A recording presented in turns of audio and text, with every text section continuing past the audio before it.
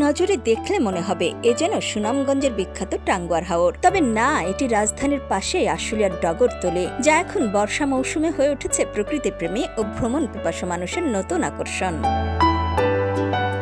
রাজধানীর অদূরে আশুলিয়ার ডগরতলী বর্ষার ছোঁয়ায় বদলে গেছে পুরো জনপদের চিত্র। চারিদিকে শুধু অথই জলরাশি, সবুজের সমারোহ আর প্রকৃতির অপার সৌন্দর্য।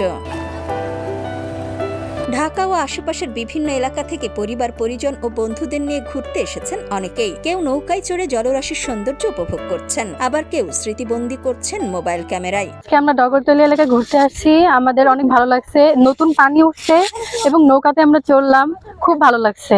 এখানের ভিউটা অনেক সুন্দর। আমরা ফ্রেন্ডরা মিলে ঘুরতে আসছি একসাথে, আরো বেশি মজা লাগছে, আরো বেশি এনজয় করতে পারছি। আমরা আজকে ফ্রেন্ডের সাথে এখানে ঘুরতে আসছিলাম, জায়গাটা অনেক সুন্দর, ঘুরতে এসে ভালোই লাগলো, নিরিবিলি ফ্রেন্ডের সাথে সময় কাটাতে পারলাম। সো এখানে অনেক ভালো লাগছে। নতুন পানি, বৃষ্টিতে বর্ষার পানি আসছে, তো আমরা ঘুরছি নৌকাতে, অনেক সুন্দর লাগছে। জায়গাটাও সুন্দর, ঘুরা অনেক মজা লাগছে, ভালো।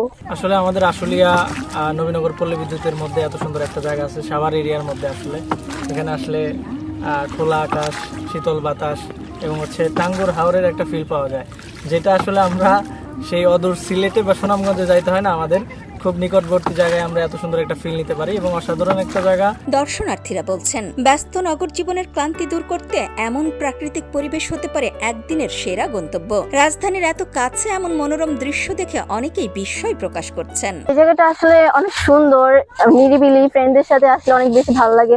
আর আজকে আমরা ফ্রেন্ডদের সাথে আসছি এখানে, আয়সা অনেক বেশি ভালো লাগছে, নিরিবিলি ছিল, জায়গাটা অনেক সুন্দর। মূলত আগারগাঁও থেকে এখানে এসেছি ডগরতলী এলাকায়। তো এখানকার পরিবেশটা আসার পরে আমি দেখলাম অনেক সুন্দর। তো পুরাই একবারে টাঙ্গুয়ার হাওরের মতো ফিল পাইলাম। তো আর যারা এখনো আপনারা আসেন নাই, তারা আপনারা আসতে পারেন, অনেক সুন্দর একটা পরিবেশ। বর্ষা মৌসুম এলেই ডগরতলীতে দর্শনার্থীদের আনাগোনা বেড়ে যায় এবং এতে বাড়তি আয়েরও সুযোগ তৈরি হয় বলে জানান নৌকার মাঝি। বর্ষা আসলে আমরা 2-3 মাস নৌকা নেওয়া বা দূর দূর দূর থেকে মাসে অন্য লোক আসে, তাদের আমার সুন্দর পরিবেশ, সেই জন্য আমরা কাজ করি। আমাদের 1500 টাকা ইনকাম আছে। স্থানীয়দের দাবি, যথাযথ পরিকল্পনা ও প্রয়োজনীয় সুযোগ সুবিধা নিশ্চিত করা হলে ডগরতলী ভবিষ্যতে আশুলিয়ার অন্যতম দর্শনীয় পর্যটন কেন্দ্র হিসেবে গড়ে উঠতে পারে। এতে যেমন স্থানীয় অর্থনীতি সচল হবে, তেমনি কর্মসংস্থানেরও নতুন সুযোগ সৃষ্টি হবে। নিউজ ডেস্ক, সোনালী নিউজ।